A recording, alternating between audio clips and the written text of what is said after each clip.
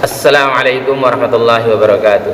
Waalaikumsalam warahmatullahi wabarakatuh. Innal hamdalillah nahmaduhu wa nasta'inuhu wa nastaghfiruh wa na'udzu billahi min syururi anfusina wa min sayyiati a'malina. May yahdihillahu fala mudilla lahu wa may yudlil fala hadiyalah. Asyhadu an la ilaha illallah wahdahu la syarika lah wa asyhadu anna Muhammadan abduhu wa rasuluh. Allahumma salli wa sallim ala Muhammadin wa ala alihi wa sahbihi ajma'in. Amma ba'd. Ya ayyuhalladzina amanu taqullaha haqqa tuqatih wa la tamutunna illa wa antum muslimun. Alhamdulillahirabbil alamin. Pagi ini kita masih diberi kesempatan oleh Allah Subhanahu wa taala untuk dapat menunaikan salat subuh secara berjamaah. Kemudian kita lanjutkan dengan mentadabburi ayat-ayatnya dan mengkaji hadis Rasulullah sallallahu alaihi wasallam yang hanya kepadanya lah kita berharap ridha-Nya agar kita dan keluarga kita dijadikan oleh Allah Subhanahu wa taala ahlul Quran dan ahlul jannah. Salawat serta salam semoga tercurah kepada Rasulullah sallallahu alaihi wasallam, Muhammad bin Abdullah beserta keluarganya, para sahabatnya serta pengikutnya yang senantiasa menegakkan sunnah-sunnah Rasulullah sallallahu alaihi wasallam hingga akhir kiamat kelak. Mari sama-sama kita buka dengan bacaan basmalah. Bismillahirrahmanirrahim. Pagi ini kita akan membahas kerasnya hati membuat akhlak menjadi hancur. Jadi kalau orang sudah hatinya keras, lebih keras lagi daripada batu. Penyebabnya apa? Ya, orang itu keras hatinya gitu. Kita buka nanti dalil-dalilnya ya di Al-Qur'an dan di hadis Rasulullah sallallahu alaihi wasallam. Imam Muslim meriwayatkan dari Abdullah bin Mas'ud radhiyallahu an, ia berkata, tenggang masa antara keislaman kami dan teguran Allah yang ditujukan kepada kami itu ada di firman Allah Subhanahu wa taala di surat 57 ayat 16 dan 17. Ya, silakan dibuka dulu ayatnya. Surat 57, surat apa itu? Besi ya? 57 itu besi itu ya, betul? Besi berarti hadid. Iya, al-hadid. Besi. Kalau orang Jawa bilang wesi ya? Wesi. Ilmu yang mana ilmu kebal. Wesi. Kok belajarnya ilmu kebal gitu? Iya kan? Belajar ilmu kebal bacok, kebal tembak, kebal apa lagi? Kebal jarum pentol. Ini ilmu apa ini? Gak ada manfaat, gak ada itu. Rasulullah sallallahu alaihi wasallam bersabda, khairukum man ta'allama al-Qur'an wa 'allamahu. Sebaik-baik kamu adalah yang mempelajari Al-Qur'an, mengamalkannya, kemudian mengajarkannya. Udah belajar Quran saja, itu Nabi yang perintah. Kalau ada orang ngajarin kebal, kamu belajar kebal dulu Ndri. Pernah ya? Nah, siapa yang pernah belajar kebal-kebalan? Kebal. Terus manfaatnya apa kalau kebal? Nggak ada manfaat. Ya. Itu orang yang belum balik gitu, yang belajar kayak begitu. Ya kan? Belajarnya Al-Quran saja, hadis Nabi untuk hidup di dunia dan hidup di akhirat. Gitu, ya. Jadi Allah Subhanahu wa taala berfirman di surat 57 surat Al-Hadid ayat 16 dan 17 ya. Ini ada teguran dari Allah. Ya.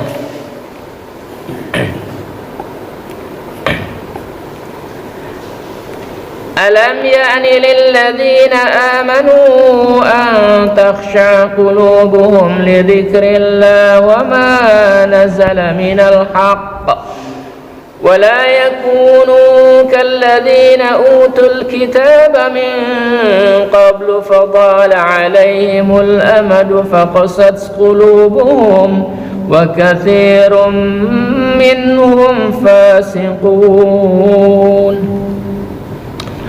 Belum tibakah waktunya bagi orang-orang yang beriman untuk secara khusus mengingat Allah dan mematuhi kebenaran yang telah diwahyukan kepada mereka? Sudah tiba belum?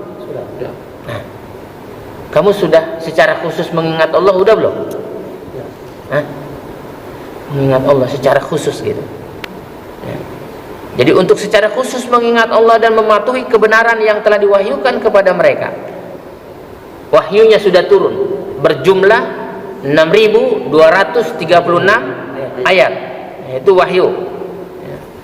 Dan janganlah mereka berlaku seperti orang-orang yang telah menerima kitab sebelum itu. Ada orang yang setelah menerima kitab, dia enggak yakin, dia tidak mengingat Allah, juga dia tidak meyakini, tidak menjalankan kitabnya.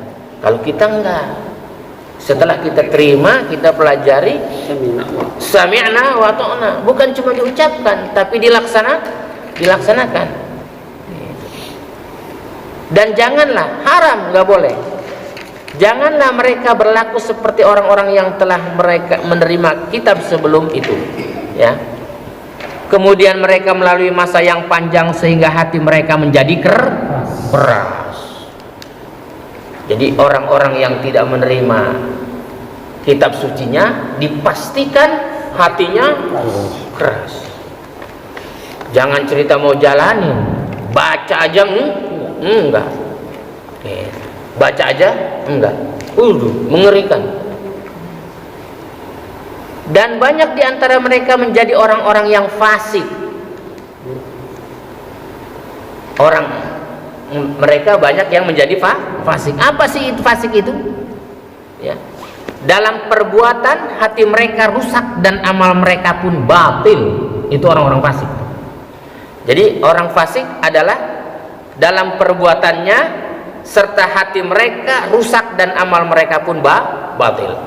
Itu tercatat di surat 5 surat Al-Maidah ayat 13. Lihat. Fabima naqdihim mitsaqahum la'annahum waja'alna qulubahum qasiyah يحرفون الكلم عن مواضعه ونسوا حظا مما ذكروا به ولا تزال تطلع على خائنة منهم إلا قليلا منهم فاعف عنهم واصفح Innallaha yuhibbul muhsinin. Tetapi karena mereka melanggar janjinya, maka kami melaknat mereka.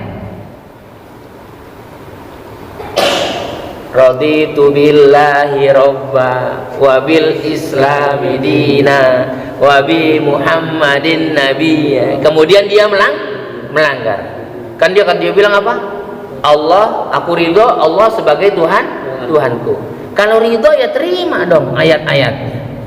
Jangan ini mah nanti saya dapat fitnah kalau nggak menjalankan begini.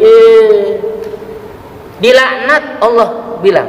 Allah berfirman, tetapi karena mereka melanggar janjinya, kan dia berjanji juga, asyhadu alla ilaha illallah. Aku bersaksi tidak ada ilah yang berhak disembah kecuali Allah, dan aku bersaksi bahwa Muhammad adalah utusan Allah. Kemudian kau langgar, maka kami melaknat mereka dan kami jadikan hati mereka keras membatu. Penyebabnya orang hatinya keras karena melanggar sumpahnya. Kita berjanji nggak setiap saat asyhadu alla ilaha illallah?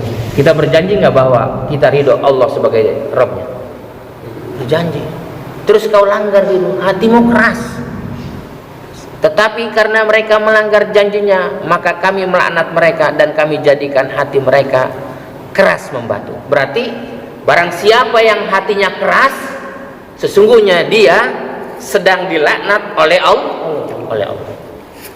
Hatinya keras. Itu kalau udah nggak dibilangin nggak bisa tuh. Kita berdoa sama Allah, ya Allah, cabutlah laknat itu terhadap saudara kami agar hatinya tidak keras. Jadi penyebab orang hatinya keras, dia melanggar aturan Allah dan Rasulnya, dan Allah sedang melaknatnya, sehingga orang itu dijadikannya hatinya keras membatu. Tulisannya gitu kan? Tetapi karena mereka melanggar janjinya, maka kami melaknat mereka dan kami jadikan hati mereka keras membatu. Mereka suka mengubah firman Allah dari tempatnya, mengubah arti kata-kata, tempat atau menambah dan mengurangi. kalau dia butuh dalil, dia cari dalilnya, ya kan? Ada nggak yang gitu? Ada. Oh, Ustadz, itu dalilnya apa? Sesuai kebutuhan. Mana ada begitu? Nggak ada. Kalau sudah ayatnya begitu ditafsirkan oleh para ulama, ikutin saja begitu. Kayaknya ini nggak cocok juga nih Ustadz. Nggak cocok nih katanya. Bagaimana nih orang? Jadi jangan mau di request, ya. Jangan mau di request. Ustadz, tolong cariin dalil. Cari aja lu sendiri. Gitu. Iya, dia mau dalil itu karena dia punya kepentingan gitu. Kalau kita nggak ada kepentingannya. Kalau sudah firmannya begini, sudah kita ikuti. Kata Ibnu Katsir begini, kata At-Tabari begini, sudah, jangan dirubah-rubah. Tapi banyak. Hah? Tapi banyak. Al-Quran itu artinya banyak gitu. Ini yang mengartikan ini Al-Quran ini siapa ini? Ulama. Jangan dirubah. Kita tinggal baca, tinggal ikut, ya kan? Ikutin saja.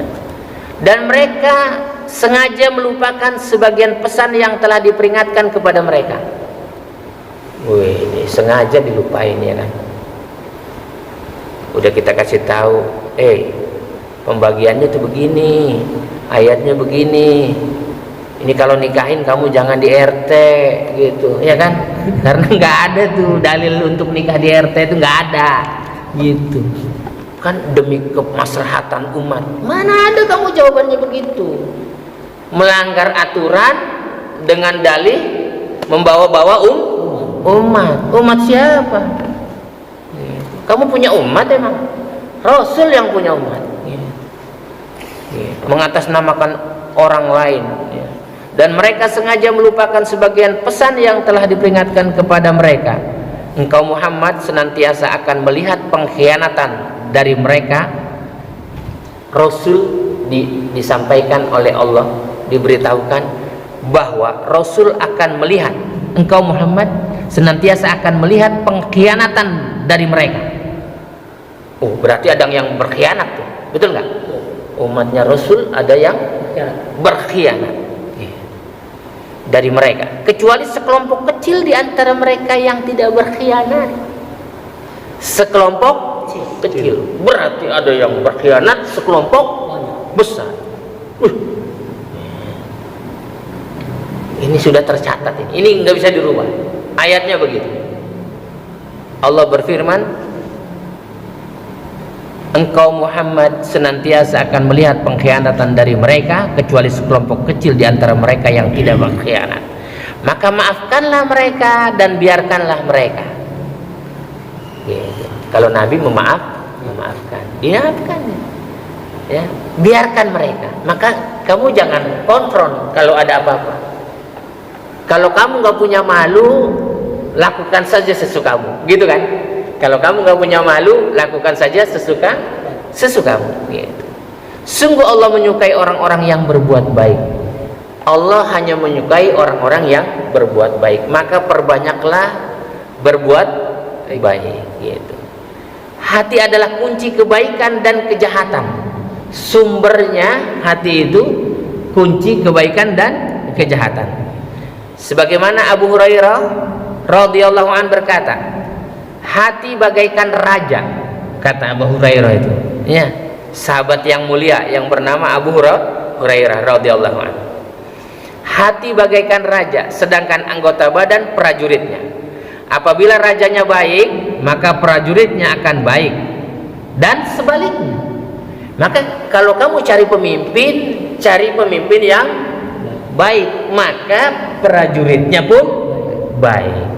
Kalau RT-nya kayak Pak Sugeng baik, maka warganya jadi baik. Gitu. Ini enggak, pemimpinnya kacau balau gitu, warganya kacau juga, ikut-ikutan. Apa dia bilang? RT-nya begitu. RT-nya aja begitu. Kenapa kau main judi? Pak RT di belakang juga lagi main kan? Di belakang juga lagi main. Nak, kamu ke masjid, terus kamu main judi. Itu pengurus masjid di belakang lagi main judi. Makanya jangan dipilih yang kayak begitu ya.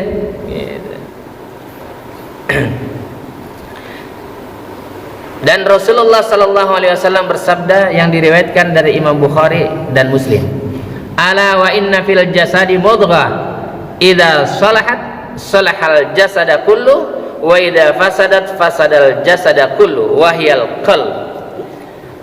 Ketahuilah sesungguhnya di dalam tubuh ini ada segumpal daging. Jika ia baik maka baiklah seluruh anggota tubuh, dan jika rusak maka rusaklah seluruh anggota tubuh. Ketahuilah ia adalah hati. Itu di surat 63 itu ya, ayat 4. Surat 63 ayat surat apa? Nah, ya. Ini rusak nih hatinya nih ya. Surat. Hafal dong. Dia hafal itu. Hafal. Ini yang hatinya rusak nih ya. Wa idza ra'aitahum tu'jibuka ajsamuhum wa in yaqulu tasma' liqawlihim ka'annahum khushubun musannadah yahsabuna kulla sayhatin 'alaihim humul 'aduwwu fahdharhum qatalahumullahu anna yufakun. Dan apabila engkau melihat mereka, ini orang yang hatinya rusak ya, tubuh mereka mengagumkanmu, makanya badannya bagus-bagus, nggak ada yang boncel, nggak ada, gitu, nggak ada. Dan jika mereka berkata, engkau mendengarkan tutur katanya. Kalau dia ngomong semua orang dengerin. Mereka seakan-akan kayu bersandar, ya. Mereka diumpamakan seperti kayu bersandar. Yang menyatakan sifat mereka yang jelek meskipun tubuh mereka bagus. Sifatnya itu karena hatinya rusak, jadi sifatnya jelek. Dan mereka pandai berbicara, tetapi sebenarnya otak mereka adalah kosong, tidak dapat memahami kebenaran. Otaknya kosong. Kalau otak kosong itu isinya apa sih? Kosong. Ya nggak ada isinya lah kalau namanya kosong, nggak ada isinya, gitu ya. Maka Sufyan bin Uyainah berkata, sebagaimana dikutip oleh Ibnu Taimiyah, barang siapa telah memperbaiki amalan hatinya, maka Allah akan memperbaiki amalan yang tampak. Kalau hatinya baik, maka amalnya baik, terlihat. Dia bertanggung jawab atas pekerjaannya. Itu tanda-tanda hatinya baik. Dia disiplin betul dia. Gitu. Ini enggak, pengen jadi pemimpin enggak tanggung jawab. Ini hatinya rusak ini. Ya. Barang siapa telah memperbaiki amalan hatinya, maka Allah akan memperbaiki amalan yang tampak. Dan barang siapa memperbaiki hubungan dia dengan Allah, maka Allah akan memperbaiki hubungan dia dengan manusia lainnya. Diperbaiki, baik dia. Ini enggak, kalau ketemu orang cemberut aja, marah terus, tersinggung terus, iri, dengki, hasud, udah penuh betul dia penyakitnya ya. Jadi barang siapa ya, yang memperbaiki hubungan dia dengan Allah, maka Allah akan memperbaiki hubungan dia dengan manusia. Dan barang siapa beramal untuk akhirat, maka cukuplah bagi dia urusan dunianya. Kalau kita beramalnya untuk akhirat, kita melakukan akhirat saja, dunianya sudah cukup. Enggak mikir lagi, apalagi mikir korupsi gitu. Enggak ada pikirannya, enggak ada. Itu enggak terlintas. Kenapa? Otaknya penuh dengan ilmu, enggak kosong. Kayak hatinya rusak, maka nggak ada berpikiran mau korupsi, maling, nipu, kemudian apalagi duit masjid gitu diambil, nggak ada tuh, nggak ada terlintas, gitu, tidak terlintas. Kenapa? Karena cukuplah bagi dia urusan dunianya, ya. Cukup ya, besok kita lanjutin lagi tentang hati itu ya. Hati yang sehat yang bagaimana, hati yang rusak yang bagaimana ya. Mudah-mudahan Allah jadikan kita hatinya yang sehat, hati yang bersih, hati yang nanti kita datang kepada Allah dengan hati yang biqalbin salim. Man atallah biqalbin salim. Orang yang datang nanti di hadapan Allah dengan hati yang bersih, dan Allah masukkan kita dan keluarga kita ke dalam surga Aden yang mengalir di bawahnya sungai-sungai. Subhanakallahumma rabbana wa bihamdika asyhadu an la ilaha illa anta astaghfiruka wa atubu ilaik.